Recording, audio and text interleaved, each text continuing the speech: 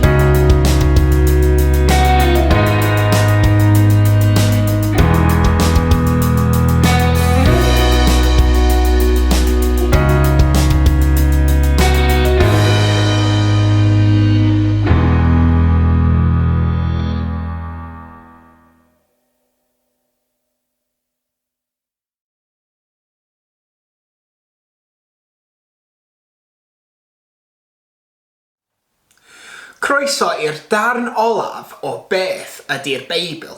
Heddiw, dyn ni am edrych I fewn I sut dyn ni gallu defnyddio y Beibl I cael ein cryfhau ac ein annog. Mae'r Beibl wedi cael ei ysgrifennu dros cannoedd o flynyddoedd. O'r dechrau pan creodd Duw yr byd, yr holl ffordd trwodd I 100 o blynyddoedd ar ôl I Iesu atgyfodi yn ôl y dduw. Oherwydd bod y Beibl wedi cael ei ysgrifennu gan lot o pobl drwy amser hir iawn ac bod Duw di dewis y geiriau I gyd sydd wedi mynd I fewn i'r Beibl, mae'r Beibl yn llawn o doethyneb. Mae'r Beibl mor llawn o doethyneb bod y gyfraith dyn ni'n byw gyda heddiw wedi cael ei sefydlu ar pethau sydd wedi cael ei ysgrifennu yn y Beibl o miloedd o blynyddoedd yn ôl. Y pethau oedd Duw yn deud mae'r pethau yma yn dda a mae'r pethau yma yn ddrwg wedi sefydlu ein gyfraith ni heddiw. Felly, rheswm fawr pam mae Cristnogion yn darllen yr Beibl ydy cael doethineb gan Duw. Weithiau mae'r doethineb gallu herio ni, weithiau mae gallu cryfhau ni, ac weithiau mae gallu annog ni. Yn Eseia 40, adnodau 29 i 31, mae'r ysgrifennydd Eseia yn dweud hwn amdan Duw. Fe sy'n gwneud y gwan yn gryf ac yn rhoi egni i'r blinedig. Mae pobl ifanc yn pallu ac yn blino a'r rhai mwyaf ffit yn baglu ac yn syrthio. Ond bydd y rhai sy'n pwyso ar yr arglwydd yn cael nerth newydd. Byddan nhw'n hedfan i fyny fel eryrod, yn rhedeg heb flino a cherdded ymlaen heb stopio.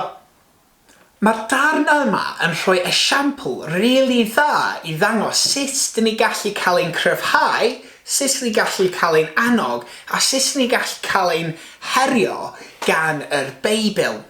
Mae'r darn yma yn darn dyn ni i gyd gallu perthnasu gyda. Dyn ni i gyd gallu bod yn blinedig weithiau, a dyn ni i gyd gallu teimlo yn gwan. Ac oherwydd hynny, dyn ni i gyd, hyd yn oed y pobl mwyaf ffit, gallu baglu a syrthio. Ond, dyn ni i gyd gallu dibynnu ar yr arglwydd a'r Duw i cael nerth newydd, i cael egni newydd, ac i cael cryfder i ni gallu byw bywyd yn ei llawnder gyda Duw ar ein ochr. Felly, dyna esiampl rili dda ar sut dyn ni gallu cael ein annog yn y Beibl, sut ni gallu cael ein cryfhau trwy darllen y Beibl, ac sut ni gallu cael ein herio trwy darllen y Beibl, oherwydd yr her ydy bod ni angen dibynnu ar Dduw ar gyfer cael ein cryfhau, ar gyfer cael yr egni newydd yma, y nerth newydd i byw bywyd yn ei llawnder.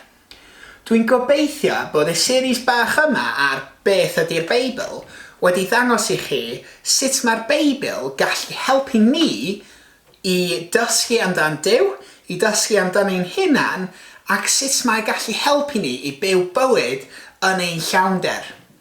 Felly, dyna rhai o resymau pwysig pa mae Cristnogion yn darllen y Beibl a pa mae'n mor bwysig i Cristnogion darllen y Beibl pob dydd. Diolch yn fawr iawn pawb am wylio eto. Mwynhewch y brogau papur a na i weld chi dydd Iau. Diolch yn fawr. Hwyl fawr.